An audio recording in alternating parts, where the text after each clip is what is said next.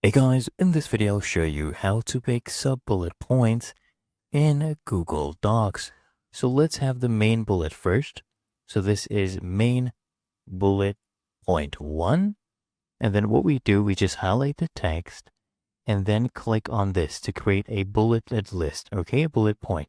And then what you're going to do is come here at the end, press enter, and then I want you to press the tab key on your keyboard. Look at this. We've created a sub-bullet. So the tab key is right here. This is the tab key. This is what it looks like on your keyboard. So this is main bullet point 1. Actually, this is sub-bullet point 1. Go ahead and do that. And if you want to make another sub-bullet point of this, right? Let me go ahead and fix this spelling. So here we go.